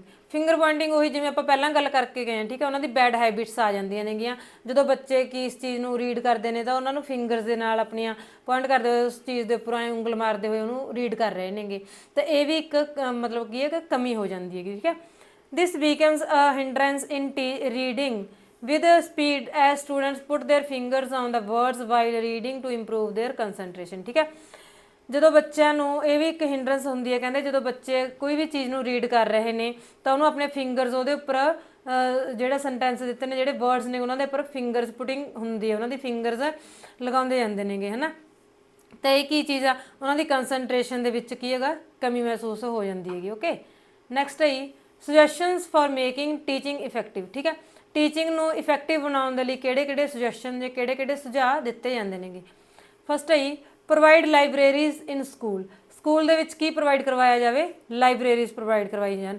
ਜਿਸ ਤਰ੍ਹਾਂ ਆਪਾਂ ਦੇਖ ਕੇ ਆਏ ਹਾਂਗੇ ਕਿਹੜੀ ਪ੍ਰੋਬਲਮ ਸੀਗੀ ਕਿ ਉਹਨਾਂ ਦੇ ਕੋਲ ਸਟੱਡੀ ਮਟੀਰੀਅਲ ਦੀ ਘਾਟ ਹੁੰਦੀ ਹੈ, ਬੱਚਿਆਂ ਨੂੰ ਪੂਰੀ ਪ੍ਰੋਪਰ ਸਟੱਡੀ ਮਟੀਰੀਅਲ ਨਹੀਂ ਮਿਲ ਪਾਉਂਦਾ ਹੈਗਾ, ਤਾਂ ਉਹਦੇ ਨਾਲ ਕੀ ਹੈ ਜੇ ਲਾਇਬ੍ਰੇਰੀਜ਼ ਹੋਣਗੀਆਂ ਤਾਂ ਕੀ ਹੈਗਾ ਸਕੂਲ ਦੇ ਵਿੱਚ, ਹੈ ਨਾ, ਤਾਂ ਬੱਚਿਆਂ ਨੂੰ ਸਟੱਡੀ ਮਟੀਰੀਅਲ ਪ੍ਰੋਪਰ ਮਿਲੂਗਾ, ਤਾਂ ਉਹਨਾਂ ਦੀ ਜਿਹੜੀ ਇਹ ਕਮੀ ਹੈਗੀ ਦੂਰ ਹੋਊਗੀ। ਲਾਇਬ੍ਰੇਰੀ ਦੇ ਵਿੱਚ ਜਿਹੜੇ ਅਲੱਗ-ਅਲੱਗ ਭਾਸ਼ਾਵਾਂ ਦੀਆਂ ਬੁੱਕਸ ਪਈਆਂ ਹੋਣਗੀਆਂ, ਜਿਹੜੇ ਹਿੰਦੀ ਬੋਲਣ ਵਾਲੇ ਬੱਚੇ ਨੇਗੇ ਤਾਂ ਜੇ ਉਹਦਾ ਉਸ ਮਤਲਬ ਹੋਰ ਲੈਂਗੁਏਜ ਦੇ ਸਕੂਲ ਦੇ ਵਿੱਚ ਹੈਗੇ ਨੇ ਤਾਂ ਉਹ ਲਾਇਬ੍ਰੇਰੀ ਦੇ ਵਿੱਚ ਜਾ ਕੇ ਆਪਣੀ ਲੈਂਗੁਏਜ ਦੇ ਵਿੱਚ ਜਿਹੜੀ ਹੈਗੀ ਬੁੱਕਸ ਚੱਕਣਗੇ, ਸਿੱਖਣਗੇ, ਉਹਨਾਂ ਤੋਂ ਪੜ੍ਹਨਗੇ। ਠੀਕ ਹੈ, ਤਾਂ ਉਹਨਾਂ ਨਾਲ ਕੀ ਹੈਗਾ ਉਹ ਜਿਹੜੇ ਜਿਸ ਸਬਜੈਕਟ ਦੇ ਵਿੱਚ ਉਹ ਪਿੱਛੇ ਰਹਿ ਰਹੇ ਨੇ ਜਿਹੜੇ ਕਾਰਨ ਕਰਕੇ, ਤਾਂ ਉਹ ਲਾਇਬ੍ਰੇਰੀ ਦੇ ਵਿੱਚ ਜਾ ਕੇ ਉਸ ਚੀਜ਼ ਨੂੰ ਕੀ ਹੈਗਾ ਇੰਪਰੂਵ ਕਰ ਸਕਣਗੇ। ਨੈਕਸਟ ਹੈ use play way method to give real life situations for students to interact in English. ਠੀਕ ਹੈ, ਇੰਗਲਿਸ਼ ਦੇ ਵਿੱਚ ਇੰਟਰੈਕਟ ਕਰਨ ਦੇ ਲਈ, ਹੈ ਨਾ, ਇੰਟਰੈਕਸ਼ਨ ਉਹਨਾਂ ਦਾ ਵਧੀਆ ਹੋਵੇ ਤਾਂ ਉਹਦਾ ਕੀ ਉਹਨਾਂ ਨੂੰ ਕਿਹੜੇ ਮੈਥਡ ਯੂਜ਼ ਕਰਨੇ ਚਾਹੀਦੇ ਨੇ, ਪਲੇ ਵੇ ਮੈਥਡ ਯੂਜ਼ ਕਰਨੇ ਚਾਹੀਦੇ ਨੇ। ਮਤਲਬ ਖੇਡ ਦੀ ਵਿਧੀ ਦੇ ਵਿੱਚ ਕੀ ਹੈਗਾ ਉਹਨੂੰ ਇੰਗਲਿਸ਼ ਅਸੀਂ ਨੇ ਸਿਖਾ ਦੇਣੀ, ਉਹਨਾਂ ਨੂੰ ਰੀਅਲ ਲਾਈਫ ਦੇ ਨਾਲ ਜਿਹੜੀਆਂ ਸਿਚੁਏਸ਼ਨਸ ਨੇ ਉਹਨਾਂ ਦੇ ਨਾਲ ਜੋੜ ਕੇ ਪਲੇਵੇ ਮੈਥਡ ਯੂਜ਼ ਕਰਦੇ ਹੋਏ ਬੱਚਿਆਂ ਨੂੰ ਇੰਗਲਿਸ਼ ਅਸੀਂ ਨੇ ਸਿਖਾਉਣੀ ਹੈਗੀ। ਨੈਕਸਟ ਹੈ correct problems related to spelling by different method such as the drill method. ਠੀਕ ਹੈ, ਤਾਂ ਉਹਨਾਂ ਦੀ ਸਪੈਲਿੰਗ ਜਿਹੜੇ ਪ੍ਰੋਬਲਮਸ ਨੇ ਉਹਨਾਂ ਨੂੰ ਕਰੈਕਟ ਕਰਦੇ ਜਾਣਾਗਾ, ਜਿਵੇਂ ਕਿ ਸਪੈਲਿੰਗ ਨਾਲ ਰਿਲੇਟਡ ਨੇਗੀ ਉਹਨਾਂ ਦੀਆਂ ਪ੍ਰੋਬਲਮਸ। ਠੀਕ ਹੈ, ਤਾਂ ਬੱਚਿਆਂ ਨੂੰ ਜਦੋਂ ਸਪੈਲਿੰਗ ਮਿਸਟੇਕਸ ਹੈਗੀਆਂ ਨੇ ਤਾਂ ਉਹਨਾਂ ਨੂੰ ਕੀ ਡਰਿਲਿੰਗ ਮੈਥਡ ਦੇ ਥਰੂ ਡਰਿਲ ਕਰਵਾ ਕੇ ਬਾਰ-ਬਾਰ ਪ੍ਰੈਕਟਿਸ ਕਰਵਾ ਕੇ ਉਹਨਾਂ ਨੂੰ ਉਹਨਾਂ ਦੀ ਜਿਹੜੀਆਂ ਉਹ ਕਰੈਕਸ਼ਨ ਕਰਵਾਉਣੀ ਚਾਹੀਦੀ, ਉਹਨਾਂ ਨੂੰ ਪ੍ਰੋਬਲਮਸ ਨੂੰ ਕੀ ਕਰ ਦੇਣਾ ਚਾਹੀਦਾ ਗਾ, ਠੀਕ ਕਰਨਾ ਚਾਹੀਦਾ ਹੈਗਾ। ਨੈਕਸਟ ਹੈ conduct a lot of group activities as activities.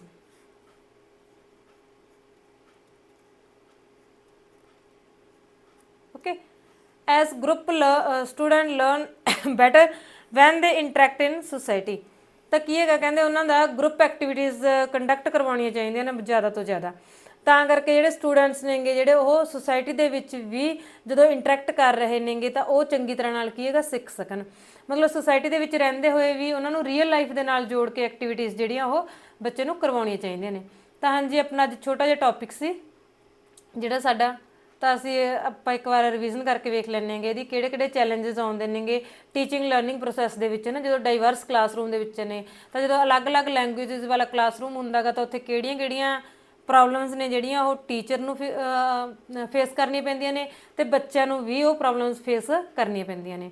ਤਾਂ ਅਸੀਂ ਵੇਖਿਆ ਸੀ ਪਹਿਲਾ ਕੀ ਸੀ ਜੀ ਸਾਡਾ ਓਵਰ ਕਰਾਊਡਡ ਕਲਾਸਰੂਮ। ਜਿਹੜੇ ਕਲਾਸਰੂਮ ਨੇ ਬਹੁਤ ਜ਼ਿਆਦਾ ਭਰੇ ਹੋਏ ਹੁੰਦੇ ਨੇ, ਰਸ਼ ਹੁੰਦਾ ਗਾ ਉਹਨਾਂ ਕਲਾਸਿਸ ਦੇ ਵਿੱਚ। ਠੀਕ ਹੈ, ਮਤਲਬ ਕੀ ਹੈਗਾ ਅਸੀਂ ਦੇਖਿਆ ਸੀ ਤਾਂ ਸਾਡੀ ਜਿਹੜੀ ਮੇਨ ਰੇਸ਼ੋ ਅੱਜ ਕੱਲ੍ਹ ਕਿਹੜੀ ਮੰਨੀ ਜਾਂਦੀ ਹੈ 30:1 ਦੀ ਮੰਨੀ ਜਾਂਦੀ ਹੈ, ਜਦ ਕਿ ਅੱਜ ਕੱਲ੍ਹ ਕੀ ਅਸੀਂ ਦੇਖਦੇ ਆਂਗੇ 60+ ਸਟੂਡੈਂਟ ਵੀ ਇੱਕ ਕਲਾਸਰੂਮ ਦੇ ਵਿੱਚ ਬੈਠੇ ਹੁੰਦੇ ਨੇ। ਤਾਂ ਜਦੋਂ ਇੰਨੇ ਸਟੂਡੈਂਟਸ ਕਲਾਸਰੂਮ ਦੇ ਵਿੱਚ ਬੈਠੇ ਨੇ ਤਾਂ ਨੈਚੁਰਲੀ ਗੱਲ ਹੈ ਕਿ ਟੀਚਰ ਵਧੀਆ ਟੀਚ ਵੀ ਨਹੀਂ ਕਰ ਪਾਏਗਾ, ਕੱਲੇ ਬੱਚੇ ਤੇ ਧਿਆਨ ਵੀ ਨਹੀਂ ਦੇ ਪਾਏਗਾ। ਜਦੋਂ ਬੱਚੇ ਤੇ ਧਿਆਨ ਨਹੀਂ ਦੇ ਰਿਹਾ ਟੀਚਰ ਹੈ ਨਾ, ਤਾਂ ਫਿਰ ਉਹਦੀ ਸਾਨੂੰ ਪ੍ਰੋਬਲਮਸ ਵੀ ਨਹੀਂ ਪਤਾ ਲੱਗਣਗੀਆਂ ਇੰਡੀਵਿਜੂਅਲੀ ਕੀ ਬੱਚੇ ਨੂੰ ਪ੍ਰੋਬਲਮ ਆ ਰਹੀ ਹੈਗੀ। ਜੇ ਸਾਡੀ ਰੇਸ਼ੋ ਘੱਟ ਹੋਏਗੀ, ਜੇ ਸਟੂਡੈਂਟਸ ਘੱਟ ਹੋਣਗੇ ਕਲਾਸਰੂਮ ਦੇ ਵਿੱਚ ਜਿੰਨੇ, ਤਾਂ ਉਨਾ ਹੀ ਜ਼ਿਆਦਾ ਬੈਟਰ ਤਰੀਕੇ ਨਾਲ ਕੀ ਹੈਗਾ ਟੀਚਰ ਟੀਚ ਕਰ ਪਾਏਗਾ। ਨੈਕਸਟ ਸੀ ਸਾਡਾ lack of study material. Study material ਦੀ ਜਿਹੜੀ ਕਮੀ ਹੁੰਦੀ ਹੈਗੀ ਤਾਂ ਉਹ ਵੀ ਕਹਿੰਦੇ ਇੱਕ ਮੇਜਰ ਚੈਲੰਜ ਬਣ ਜਾਂਦਾ ਹੈਗਾ। ਠੀਕ ਹੈ, ਤਾਂ ਕਈ ਤਾਂ ਰਿਮੋਟ ਏਰੀਆਜ਼ ਹੁੰਦੇ ਨੇ, ਮਤਲਬ ਦੂਰ ਦੁਰਾਡੇ ਦੇ ਏਰੀਆਜ਼ ਹੁੰਦੇ ਜਿੱਥੇ ਸਕੂਲਾਂ ਦੀ ਕਮੀ ਹੁੰਦੀ ਆ ਬਹੁਤ। ਕਈ ਤਾਂ ਆਪਾਂ ਦੇਖਣਗੇ ਮਤਲਬ ਇਹੋ ਜਿਹੇ ਏਰੀਆਜ਼ ਹੁੰਦੇ ਨੇਗੇ ਜਿੱਥੇ ਕਿ ਬਹੁਤ ਦੂਰ ਜਾ ਕੇ ਇਕੱਲਾ ਸਕੂਲ ਮਸਾ ਹੁੰਦਾ ਗਾ ਹੈ ਨਾ, ਤਾਂ ਉੱਥੇ ਕੀ ਹੈਗਾ ਸਟੱਡੀ ਮਟੀਰੀਅਲ ਪਹੁੰਚਣਾ ਵੀ ਬਹੁਤ ਜ਼ਿਆਦਾ ਦਿੱਕਤ ਹੁੰਦੀ ਹੈਗੀ। ਕਈ ਤਾਂ ਆਪਾਂ ਵੇਖਦੇ ਹੀ ਹੁੰਦੇ ਹੈਗੇ ਕਿ ਸਕੂਲ ਕੀ ਹੈਗੇ ਇੱਕ ਰੂਮ ਦੇ ਸਕੂਲ ਹੀ ਹੁੰਦੇ ਨੇਗੇ ਸਿਰਫ ਹੈ ਨਾ, ਤਾਂ ਉੱਥੇ ਕਈ ਤਾਂ ਜਿੱਦਾਂ ਆਪਾਂ ਵੇਖਦੇ ਆਂਗੇ ਕਿ ਧਰਮਸ਼ਾਲਾ ਵਗੈਰਾ ਦੇ ਵਿੱਚ ਵੀ ਟੀਚ ਕਰਨ ਲੱਗ ਰਹੇ ਹੁੰਦੇ ਨੇ। ਇੱਕ ਸਕੂਲ ਹੈਗਾ ਉੱਥੇ 500 ਬੱਚਾ ਬੈਠਾ ਹੁੰਦਾ ਗਾ, ਟੀਚਰ ਵੀ ਇੱਕੋ ਹੀ ਹੁੰਦਾ ਗਾ, ਇੱਕ ਰੂਮ ਦੇ ਵਿੱਚ ਬੈਠੇ ਹੁੰਦੇ ਨੇ। ਤਾਂ ਇਹਦੇ ਨਾਲ ਕੀ ਹੈਗਾ ਇੱਕ ਸਟੱਡੀ ਮਟੀਰੀਅਲ ਦੀ ਵੀ ਘਾਟ ਹੋ ਜਾਂਦੀ ਤਾਂ ਸਕੂਲ ਦੀ ਬਿਲਡਿੰਗ ਦੀ ਵੀ ਘਾਟ ਜਿਹੜੀ ਹੁੰਦੀ ਹੈਗੀ। ਨੈਕਸਟ ਹੈ ਫਾਲਟੀ ਰੀਡਿੰਗ ਹੈਬਿਟਸ। ਅਸੀਂ ਦੇਖਿਆ ਸੀ ਕਿ ਕਈ ਬੱਚਿਆਂ ਨੂੰ ਆਦਤ ਹੁੰਦੀ ਹੈ ਕਿ ਐਵੇਂ ਲਿਖਿਆ ਹੋਇਆ ਹੈਗਾ ਤਾਂ ਉਹਦੇ ਉੱਪਰ ਐਂ ਉਂਗਲ ਨਾਲ ਪੜ੍ਹਨ ਦੀ ਆਦਤ ਹੁੰਦੀ ਆ, ਤਾਂ ਉਹਦੇ ਨਾਲ ਬੱਚੇ ਦੀ ਕੰਸਨਟਰੇਸ਼ਨ ਭੰਗ ਹੁੰਦੀ ਹੈਗੀ, ਤਾਂ ਬੱਚਾ ਸਹੀ ਤਰੀਕੇ ਨਾਲ ਕੰਸਨਟਰੇਟ ਹੋ ਕੇ ਪੜ੍ਹ ਹੀ ਨਹੀਂ ਸਕਦਾ ਹੈਗਾ, ਜਿਹਦੇ ਨਾਲ ਕੀ ਹੈਗਾ ਇਹ ਇੱਕ ਪ੍ਰੋਬਲਮ ਕ੍ਰੀਏਟ ਹੁੰਦੀ ਆ। ਅੱਗੇ ਸੀ ਜੀ ਸਕੂਲ ਐਨਵਾਇਰਨਮੈਂਟ। ਸਕੂਲ ਦਾ ਵਾਤਾਵਰਨ ਵੀ ਇੱਕ ਰੋਲ ਅਦਾ ਕਰਦਾ ਹੈਗਾ ਬੱਚੇ ਦੇ ਸਹੀ ਸਟੱਡੀ ਦੇ ਵਿੱਚ ਵੀ ਤੇ ਪ੍ਰੋਬਲਮ ਕ੍ਰੀਏਟ ਕਰਨ ਦੇ ਵਿੱਚ ਵੀ। ਜੇ ਸਕੂਲ ਦਾ ਸਹੀ ਵਾਤਾਵਰਨ ਨਹੀਂ ਹੈਗਾ ਗਾ, ਇੰਨਾ ਕਿ ਸਟ੍ਰਿਕਟ ਹੈਗਾ ਕਿ ਬੱਚੇ ਡਰਦੇ ਨੇਗੇ ਪੁੱਛਣ ਤੋਂ ਵੀ ਹੈ ਨਾ, ਕੋਈ ਵੀ ਮਤਲਬ ਟੀਚਰ ਵੀ ਇਹੋ ਜਿਹੇ ਨੇਗੇ ਕਈ ਉਹਨਾਂ ਤੋਂ ਵੀ ਬੱਚੇ ਡਰਦੇ ਹੁੰਦੇ ਨੇ ਕਿ ਦੁਬਾਰਾ ਰਿਪੀਟ ਨਹੀਂ ਕਰਵਾਉਂਦੇ ਹੈਗੇ, ਤਾਂ ਉਹਦੇ ਨਾਲ ਕੀ ਹੋ ਜਾਂਦਾ ਗਾ ਬੱਚਿਆਂ ਦੇ ਜਿਹੜੇ ਹੈਗੇ ਨੇ ਕਿ ਪੜ੍ਹਾਈ ਦੇ ਵਿੱਚ ਪਛੜਨ ਲੱਗ ਜਾਂਦੇ ਨੇ ਕਿ ਜਿਹਦੇ ਨਾਲ ਪ੍ਰੋਬਲਮ ਕ੍ਰੀਏਟ ਹੁੰਦੀ ਹੈਗੀ। ਓਕੇ, ਨੈਕਸਟ ਹੈ ਲਰਨਰਸ ਐਬਿਲਿਟੀ। ਲਰਨਰ ਦੀ ਯੋਗਤਾ। ਬੱਚੇ ਕਈ ਹੁੰਦੇ ਨੇਗੇ, ਕਈਆਂ ਨੂੰ ਫਿਜ਼ੀਕਲੀ ਪ੍ਰੋਬਲਮ ਹੁੰਦੀ ਹੈ ਨਾ, ਕਈ ਮੈਂਟਲੀ ਵੀ ਪ੍ਰੋਬਲਮ ਹੁੰਦੀ ਹੈਗੀ, ਕਈ ਇਮੋਸ਼ਨਲੀ ਬਹੁਤ ਜ਼ਿਆਦਾ ਵੀਕ ਹੁੰਦੇ ਨੇ ਸਟੂਡੈਂਟਸ। ਤਾਂ ਜਿਸ ਤਰ੍ਹਾਂ ਨਾਲ ਇਹ ਹੁੰਦਾ ਸਭ, ਤਾਂ ਕਈਆਂ ਨੂੰ ਡਿਸੇਬਿਲਟੀਜ਼ ਹੋਰ ਹੁੰਦੀਆਂ ਨੇਗੀਆਂ ਜਿਵੇਂ ਡਿਸਪ੍ਰੈਕਸੀਆ, ਡਿਸਲੈਕਸੀਆ ਵਗੈਰਾ। ਕਈਆਂ ਨੂੰ ਲਗਾਤਾਰ ਇਲਨੈਸ ਜਿਹੜੀ ਲੰਬੇ ਸਮੇਂ ਤੋਂ ਚੱਲ ਰਹੀ ਹੁੰਦੀ ਹੈਗੀ। ਕਈ ਬੱਚੇ ਹੁੰਦੇ ਨੇਗੇ ਕਿ ਟੀਚਰ ਦੀ ਗੱਲ ਨੂੰ ਜਲਦੀ ਨਾਲ ਪਕੜ ਸਕਦੇ ਨੇਗੇ, ਇੰਨੇ ਏਬਲ ਹੁੰਦੇ ਨੇ। ਕਈਆਂ ਦੀ ਐਬਿਲਿਟੀ ਇੰਨੀ ਨਹੀਂ ਹੁੰਦੀ ਕਿ ਉਹ ਸਲੋ ਲਰਨਰ ਹੁੰਦੇ ਨੇਗੇ, ਉਹ ਜਲਦੀ ਨਾਲ ਗੱਲ ਨੂੰ ਕੈਚ ਨਹੀਂ ਕਰ ਪਾਉਂਦੇ। ਤਾਂ ਇਹ ਸਭ ਚੀਜ਼ਾਂ ਜਿਹੜੀਆਂ ਹੈਗੀਆਂ ਨੇਗੀਆਂ ਉਹ ਕਲਾਸਰੂਮ ਦੇ ਵਿੱਚ ਕੀ ਕਰਦੀਆਂ ਨੇ ਇੱਕ ਤਰ੍ਹਾਂ ਨਾਲ ਪ੍ਰੋਬਲਮ ਕ੍ਰੀਏਟ ਕਰਦੀਆਂ ਨੇਗੀਆਂ। ਨੈਕਸਟ ਹੈ ਐਗਜ਼ਾਮ ਓਰੀਐਂਟਡ। ਆਪਾਂ ਦੇਖਿਆ ਕਿ ਸਾਡਾ ਕਰੀਕੁਲਮ ਹੈ ਜਿਹੜਾ ਮੇਨਲੀ ਉਹਨੂੰ ਫੋਕਸ ਕੀ ਕੀਤਾ ਜਾਂਦਾ ਗਾ ਐਗਜ਼ਾਮਸ ਨੂੰ ਫੋਕਸ ਰੱਖ ਕੇ ਹੀ ਬਣਾਇਆ ਜਾਂਦਾ ਗਾ। ਠੀਕ ਹੈ, ਤਾਂ ਟੀਚਰ ਦਾ ਵੀ ਫੋਕਸ ਇਹੀ ਰਹਿੰਦਾ ਕਿ ਮੈਂ ਸਿਲੇਬਸ ਕੰਪਲੀਟ ਕਰਵਾ ਦਿਆਂ ਇਹਨਾਂ ਦਾ, ਕਲਾਸਰੂਮ ਤੋਂ ਪਹਿਲਾਂ ਰਿਵੀਜ਼ਨ ਕਰਵਾ ਦਿਆਂ ਪੇਪਰ ਆਉਣ ਤੋਂ ਪਹਿਲਾਂ। ਤਾਂ ਬੱਚਿਆਂ ਦਾ ਵੀ ਇਹੀ ਹੁੰਦਾ ਕਿ ਅਸੀਂ ਐਗਜ਼ਾਮ ਕਲੀਅਰ ਕਰਨਾ। ਜਸਟ ਇੰਗਲਿਸ਼ ਨੂੰ ਲੈ ਕੇ ਤਾਂ ਇਹੀ ਹੁੰਦਾ ਕਿ ਅਸੀਂ ਬਸ ਇੰਗਲਿਸ਼ ਦੇ ਵਿੱਚੋਂ ਐਗਜ਼ਾਮ ਕਲੀਅਰ ਕਰਨਾ ਜਸਟ। ਬਟ ਹੋਣਾ ਕੀ ਚਾਹੀਦਾ ਹੈਗਾ ਕਿ ਸਾਨੂੰ ਲਾਈਫ ਦੇ ਵਿੱਚ ਰੀਅਲ ਲਾਈਫ ਦੇ ਵਿੱਚ ਜਦੋਂ ਅਸੀਂ ਯੂਜ਼ ਕਰਨੀ ਹੈ, ਸਾਨੂੰ ਇੰਗਲਿਸ਼ ਕਮਿਊਨੀਕੇਟ ਕਰਨਾ ਆਵੇ ਸਾਨੂੰ ਇੰਗਲਿਸ਼ ਦੇ ਵਿੱਚ, ਠੀਕ ਹੈ। ਸਾਡਾ ਇੰਨਾ ਕੁ ਲੈਵਲ ਹੋ ਜੇ ਕਿ ਅਸੀਂ ਇੰਗਲਿਸ਼ ਦੇ ਵਿੱਚ ਕੀ ਹੈਗਾ ਕਮਿਊਨੀਕੇਸ਼ਨ ਵਧੀਆ ਕਰ ਸਕਦੇ ਹੋਈਏ ਦੂਸਰਿਆਂ ਦੇ ਨਾਲ। ਬਟ ਇਸ ਚੀਜ਼ ਨੂੰ ਕੀ ਹੈਗਾ ਗਾ ਮਤਲਬ ਫੋਕਸ ਨਹੀਂ ਮੰਨਿਆ ਜਾਂਦਾ ਗਾ, ਜਸਟ ਐਗਜ਼ਾਮਸ ਨੂੰ ਹੀ ਫੋਕਸ ਮੰਨ ਕੇ ਪੜ੍ਹਾਈ ਕਰਵਾਈ ਜਾਂਦੀ ਹੈਗੀ। ਨੈਕਸਟ ਹੈ ਲੈਕ ਆਫ ਪ੍ਰੈਕਟਿਸ ਦੀ ਕਹਿੰਦੀ ਬਹੁਤ ਜ਼ਿਆਦਾ ਘਾਟ ਹੁੰਦੀ ਹੈਗੀ ਹੈ ਨਾ। ਜਦੋਂ ਬੱਚਿਆਂ ਨੂੰ ਇੱਕ ਟੌਪਿਕ ਕਰਵਾਤਾ ਜਾਂ ਇੰਗਲਿਸ਼ ਦਾ ਕੋਈ ਵੀ ਹੈਗਾ ਤਾਂ ਉਸ ਚੀਜ਼ ਦੀ ਜਦੋਂ ਪ੍ਰੈਕਟਿਸ ਹੀ ਨਹੀਂ ਕਰਨਗੇ ਬੱਚੇ, ਰਿਵੀਜ਼ਨ ਹੀ ਨਹੀਂ ਕਰਨਗੇ ਹੈਗੇ, ਤਾਂ ਉਹ ਕੀ ਹੈਗਾ ਸਾਰੀ ਦੀ ਸਾਰੀ ਕਲਾਸ ਦੇ ਲਈ ਹੀ ਪ੍ਰੋਬਲਮ ਕ੍ਰੀਏਟ ਹੁੰਦੀ ਹੈਗੀ। ਜਦੋਂ ਵਾਰ-ਵਾਰ ਉਹਨਾਂ ਨੂੰ ਉਸੇ ਚੀਜ਼ ਦੀ ਮਤਲਬ ਟੀਚਰ ਨੂੰ ਕੰਮ ਜਿਹੜਾ ਹੈਗਾ ਗਾ ਦੇਣਾ ਪੈਂਦਾ ਗਾ, ਰਿਪੀਟ ਕਰਵਾਉਣਾ ਪੈਂਦਾ ਗਾ। ਓਕੇ, ਨੈਕਸਟ ਹੈ ਪੂਅਰ ਵਿਜ਼ਨ। ਜਿਹੜਾ ਬੱਚਿਆਂ ਨੂੰ ਕਈਆਂ ਨੂੰ ਦੇਖਣ ਦੀ ਪ੍ਰੋਬਲਮ ਹੁੰਦੀ ਹੈਗੀ, ਜਦੋਂ ਉਹਨਾਂ ਨੂੰ ਦਿਖਾਈ ਨਹੀਂ ਦਿੰਦਾ ਹੈਗਾ ਤਾਂ ਉਹ ਵੀ ਮੇਨ ਕਾਰਨ ਬਣ ਜਾਂਦਾ ਬੱਚਿਆਂ ਨੂੰ ਜਿਹੜਾ ਹੈਗਾ ਗਾ ਕੰਸਨਟ੍ਰੇਸ਼ਨ ਦੇ ਵਿੱਚ, ਠੀਕ ਹੈ। ਨੈਕਸਟ ਫਿੰਗਰ ਪੁਆਇੰਟਿੰਗ ਹੋਈ ਸੇਮ ਉਹਦੇ ਵਾਲਾ ਆ ਗਿਆ, ਬੈਡ ਹੈਬਿਟਸ ਵਾਲਾ, ਜਿਹੜੀ ਉਹਨਾਂ ਦੇ ਪੜ੍ਹਨ ਦੀਆਂ ਗਲਤ ਆਦਤਾਂ ਹੁੰਦੀਆਂ ਨੇ। ਫਿਰ ਅਸੀਂ ਸੁਜੈਸ਼ਨ ਦੇਖੇ ਸੀ ਕਿਹੜੇ ਕਿਹੜੇ ਸੁਜੈਸ਼ਨ ਹੁੰਦੇ ਨੇਗੇ ਟੀਚਿੰਗ ਨੂੰ ਇੱਕ ਵਧੀਆ ਇਫੈਕਟਿਵ ਬਣਾਉਣ ਦੇ ਲਈ, ਠੀਕ ਹੈ। ਤਾਂ ਉਹਦੇ ਅਸੀਂ ਦੇਖਿਆ ਕਿ ਲਾਇਬ੍ਰੇਰੀਜ਼ ਪ੍ਰੋਵਾਈਡ ਕਰਵਾਉਣੀਆਂ ਚਾਹੀਦੀਆਂ ਨੇ। ਜਿਨ੍ਹਾਂ ਸਕੂਲਾਂ ਦੇ ਵਿੱਚ ਕੀ ਹੈਗਾ ਸਟੱਡੀ ਮਟੀਰੀਅਲ ਦੀ ਘਾਟ ਹੈ ਤਾਂ ਉੱਥੇ ਕੀ ਹੈਗਾ ਲਾਇਬ੍ਰੇਰੀਜ਼ ਹੋਣੀਆਂ ਚਾਹੀਦੀਆਂ, ਜ਼ਰੂਰੀ ਹੋਣੀਆਂ ਚਾਹੀਦੀਆਂ ਨੇਗੀਆਂ, ਤਾਂ ਜੋ ਬੱਚੇ ਆਪਣੀ ਲੈਂਗੁਏਜ ਦੇ ਅਕੋਰਡਿੰਗ ਆਪਣੀਆਂ ਬੁੱਕਸ ਜਿਹੜੀਆਂ ਪੜ੍ਹ ਸਕਣ। ਸੈਕੰਡ ਹੈ ਪਲੇ ਵੇ ਮੈਥਡ ਯੂਜ਼ ਕਰਨਾ ਚਾਹੀਦਾ, ਉਹਨਾਂ ਨੂੰ ਰੀਅਲ ਲਾਈਫ ਸਿਚੁਏਸ਼ਨਸ ਦੇ ਅਕੋਰਡਿੰਗ ਹੀ ਇੰਗਲਿਸ਼ ਜਿਹੜੀ ਹੈਗੀ ਉਹ ਸਿਖਾਉਣੀ ਚਾਹੀਦੀ ਹੈ, ਮਤਲਬ ਉਹਨਾਂ ਨੂੰ ਯੂਜ਼ ਕਰਦੇ ਹੋਏ। ਓਕੇ, ਨੈਕਸਟ ਅਸੀਂ ਸਾਡੀ ਪ੍ਰੋਬਲਮ ਕਿਹੜੀ ਸੀ, ਜੇ ਸਾਨੂੰ ਸਪੈਲਿੰਗਸ ਦੀ ਪ੍ਰੋਬਲਮ ਆ ਰਹੀ ਹੈਗੀ ਬੱਚੇ ਨੂੰ ਤਾਂ ਉਹਨੂੰ ਡਰਿਲ ਮੈਥਡ ਕਰਵਾਉਣਾ ਚਾਹੀਦਾ, ਉਹਦੇ ਸਹੀ ਸਪੈਲਿੰਗ ਕਰਵਾ ਕੇ ਡਰਿਲ ਮੈਥਡ ਦੇ ਥਰੂ ਕੀ ਹੈਗਾ ਬਾਰ-ਬਾਰ ਅਭਿਆਸ ਕਰਾਉਣਾ, ਬਾਰ-ਬਾਰ ਪ੍ਰੈਕਟਿਸ ਕਰਵਾਉਣੀ ਚਾਹੀਦੀ ਆ, ਤਾਂ ਜੋ ਬੱਚਿਆਂ ਦੀ ਸਪੈਲਿੰਗ ਮਿਸਟੇਕਸ ਜਿਹੜੀਆਂ ਹੈਗੀਆਂ ਨੇ ਉਹ ਰਿਮੂਵ ਕੀਤੀਆਂ ਜਾ ਸਕਣ। ਫਿਰ ਅਸੀਂ ਦੇਖਿਆ ਸੀ ਜੀ ਕਿ ਕਹਿੰਦੇ ਗਰੁੱਪ ਐਕਟੀਵਿਟੀਜ਼ ਕੰਡਕਟ ਕਰਵਾਉਣੀਆਂ ਚਾਹੀਦੀਆਂ ਨੇਗੀਆਂ, ਹੈ ਨਾ। ਤਾਂ ਉਹਨਾਂ ਨੂੰ ਉਹਨਾਂ ਦੇ ਸੁਸਾਇਟੀ ਦੇ ਨਾਲ ਜੋੜ ਕੇ ਪੜ੍ਹਾਇਆ ਜਾਣਾ ਚਾਹੀਦਾ ਹੈਗਾ, ਤਾਂ ਹੀ ਉਹ ਵਧੀਆ ਤਰੀਕੇ ਦੇ ਨਾਲ ਕੀ ਹੈਗਾ ਬੱਚੇ ਸਿੱਖ ਸਕਣਗੇ। ਓਕੇ ਜੀ, ਆਪਣਾ ਅੱਜ ਦਾ ਟੌਪਿਕ ਖਤਮ ਹੁੰਦਾ ਗਾ। ਆਈ ਹੋਪ ਕਿ ਸਮਝ ਵਧੀਆ ਆਇਆ ਹੋਵੇਗਾ। Thank you.